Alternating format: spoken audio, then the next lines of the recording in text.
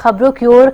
खबर यमुनानगर से है, जहां दो पक्षों के बीच में हिंसक झड़प देखने को मिली। दोनों पक्षों के बीच में जमकर लाठी डंडे और पत्थर चले हैं। छोटा लापुरा इलाके में रंजिश को लेकर ये मारपीट हुई है। तो यमुनानगर से ये खबर है, जहां पर दो पक्षों के बीच में, दो गुटों के बीच में हिंसक झड़प पुरानी रंजिश को लेकर देखने को मिली, जिसमें दोनों पक्षों में, दोनों गुटों में जमकर लाठी डंडे और पत्थर से हमला किया गया। छोटा लापुरा इलाके की घटना बताई जा रही है। तो यमुनानगर के छोटा लापुरा इलाके में दो गुटों के बीच में पुरानी रंजिश को लेकर हिंसक झड़प देखने को मिली, जिसमें दोनों पक्षों ने एक दूसरे पर जमकर लाठी डंडे बरसाए, एक दूसरे पर जमकर पत्थरों से वार किया। और बहुत बड़ी सूचना मिलते ही पुलिस भी मौके पर पहुंची और आगे की कार्रवाई में जुटी, साथ ही साथ लोगों को भी हिरासत में लिया। यमुनानगर से खबर है, यमुनानगर के छोटा लापुरा से, जहां पर रंजिश को लेकर दो गुटों में मारपीट हो गई, दो गुटों में हिंसक झड़प हो गई, एक दूसरे पर जमकर लाठी डंडे बरसाए, जमकर एक दूसरे पर पत्थर बरसाए।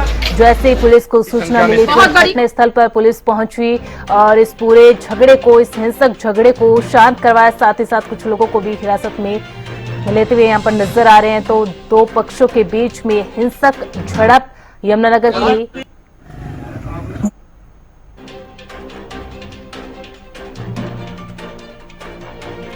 यमुनानगर के छोटा लापुरा इलाके से पूरा मामला है, जहां रंजिश को लेकर दो गुटों के बीच में, दो पक्षों के बीच में हिंसक झड़प देखने को मिली। इस हिंसक झड़प में एक दूसरे के ऊपर जमकर लाठी डंडे बरसाए, एक दूसरे पर पत्थरों से हमला किया।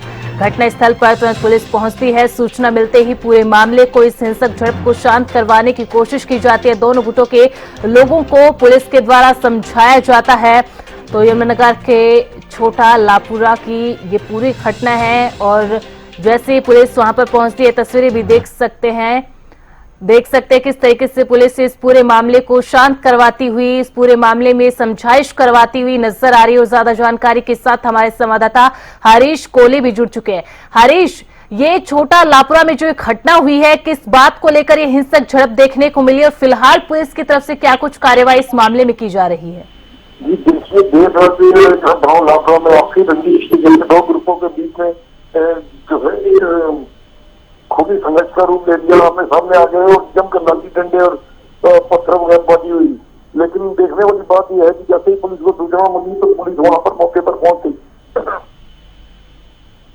तो पुलिस ने आकर वहां पर जो है और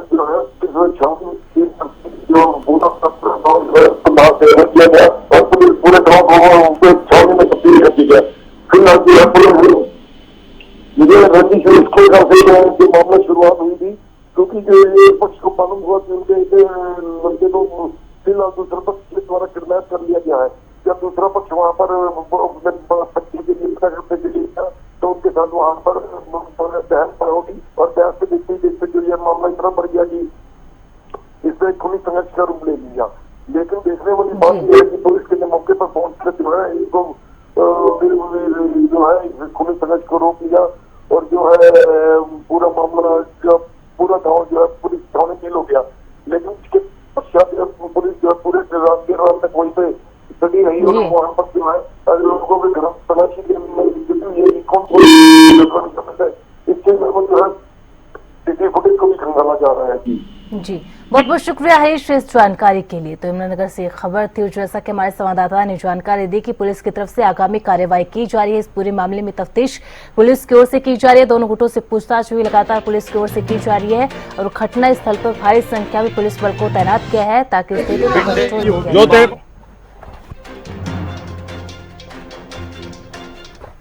मेरे पास घर से फोन लगा जिन्होंने कभी मारा घेर दे जी। 10-12 लड़के हथियार ले रहे, चक्कू व पचपुच और वे गंडासियां गट्टे गए ना हमारे घर पर हमला बोल रहा जी। आप जाकर देख सकते हो, हमारे घर पे सबूत है जी। मामला क्या था? मामला तो एक लड़का ने दो ने किडनैप कर रखा था जी। किसको? राकिब को जी।